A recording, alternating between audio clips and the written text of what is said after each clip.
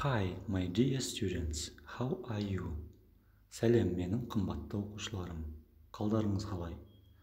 My name is Сүгірбаев Әкежан Қайратұлы. Менің аты жөнім Сүгірбаев Әкежан Қайратұлы. I'm a teacher of English. Мен ағылшын тілі пәні мұғалімімін. Today's our lesson is called My Family. Бүгінгі біздің тақырыбымыз My Family, яғни менің отбасым деп аталады. Сабақты біз бұрын бастамастан бұрын біз өткен сабақтағы сөздерді бір қайталап өтсек. Біз өткен сабақта өте көптеген сәлемдесу, қоштасу сөздерін ағылшын тілінде өткен болатынбыз. Соларды барлығымыз бір рет қайталап өтейік. Өткен сабағымыздағы біздің ең бірінші қайталаған сөзіміз бұл hello сөзі. Яғни ағылшынша, қазақша бұның мағынасы сәлем деген мағынаны білдіреді. Hello, сәлем. Яғни бұл сөзді біз сәлемдескен кезде қолданатын сөзіміз. The next, келесісі. Hi. Hi. Бұл сөздің мағынасы да сәлем деген мағынаны білдіреді. Яғни ағылшын тілінің бай екенін көрсетіп тұратын сөздердің бірі. Себебі сәлемдесу, яғни сәлем деген сөздің бірнеше нұсқасын көріп тұрмыз. Яғни балалар, және бір рет қайталайық. Hi. Hi. The next, келесісі.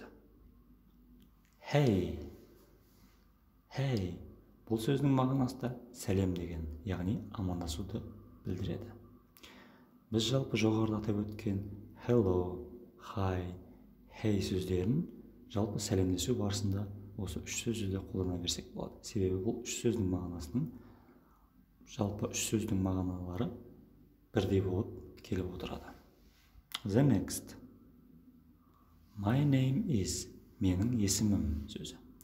Біз ағылшын тілінде өзімізді таныстырып, яғни өзіміздің атымызды айту үшін біз my name is сөзін қолданамыз. My name is. Менің есімім. Мысалға, my name is Камила Қуатовна. Менің есімім Камила Қуатовна. My name is Әсел. Менің есімім Әсел. My name is Bob. Менің есімім Bob. My name is Victoria. Менің есімім Victoria. My name is Liam. Менің есімім Liam. My name is Lily. Менің есімім Lily. Яғни өзімізді таныстырған кезде, өзіміздің аты жөнімізді айтқан кезде, біз ағылшынша my name is сөзін қосамыз. The next, келесісі. Біз ағылшын тілінде сәлемдескеннен кейін қоштасуды да үйрендік. Яғни қоштасқан кезде мына сөздерді біз қолданатын боламыз. Бірінші нұсқасы бұл goodbye, яғни сау бол, немесе көріскенше деген мағынаны білдіреді. Goodbye. The next. Келесі. Bye. Bye. Бұл сөздің мағынасы да көріскенше немесе сау бол деген мағынаны білдіреді. The next. Келесі нұсқасы бізде bye-bye сөзі. Bye-bye. Яғни бұл сөздің мағынасы қоштасу немесе сау бол деген мағынаны білдіріп отырады екен. Жалпы біз жоғарыда атап өткен үш нұсқаның барлығы да бізге қоштасқанда айтылатын сөздерге тура келіп отырады.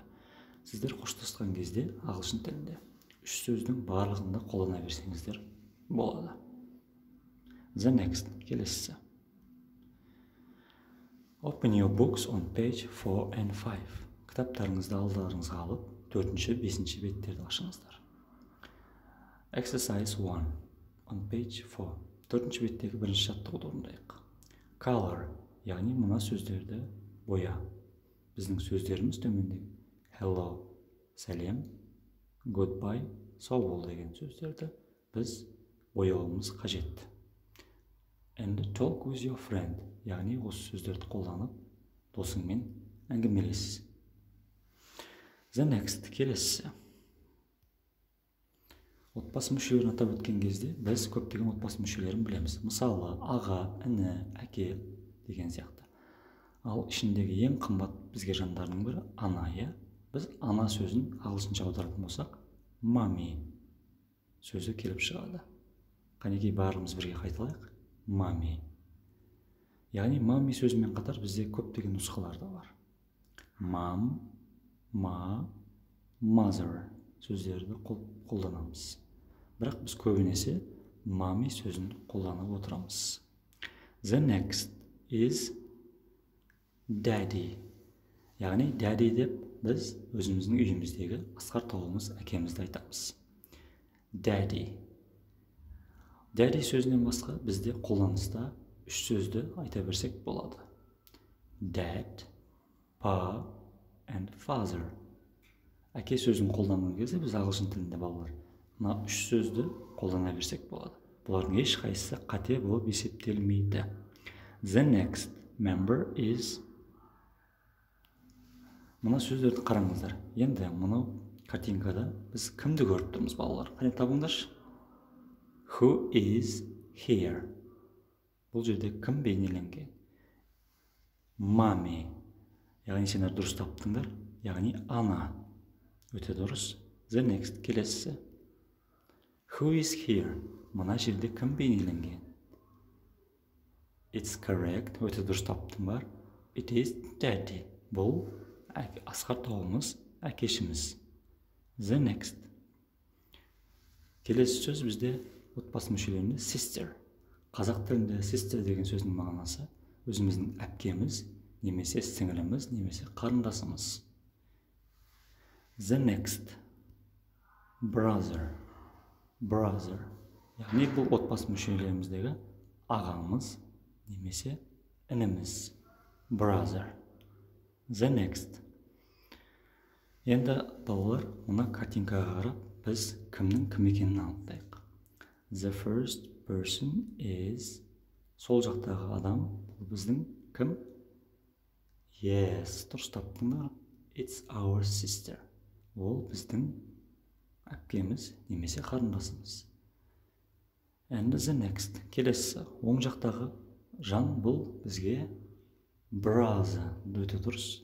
Brother, ініміз, немесе ағамыз болып табылады екен. Осы екі сөзді және бір рет қайталап жіберейік, құрметті балалар.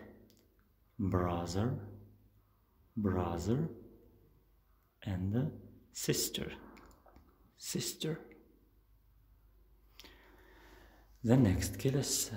Open your books on page 6 and 7. Кітабымыздағы 6-шы, 7-ші беттерді ашайық. Жоғарыда сендерге көрсетілгендей, өздерің көріп тұрғандай отбасы мүшелері бейнеленіп тұр. The first person is mommy. Near the mommy is father. Яғни анамыздың алдында әкеміз тұр. The next is brother. Brother. And the next is sister. Sister. Let's watch this video. Мен сіздерге осы видеоның ссылкасын бөлісетін боламын. Яғни осы видеоның сіз өздеріңіз көріп, отбасы мүшелері туралы білімдеріңізді толықтыратын боласыздар. Бүгінгі тақырыптағы өте көптеген сөздер өттік. Үйге отбасы мүшелерін жаттап, қайталап келулеріңізді сұраймын. It's over. We have finished our lesson. Біз өзіміздің бүгінгі сабағымызды бітірдік. Goodbye. Сау болыңдар.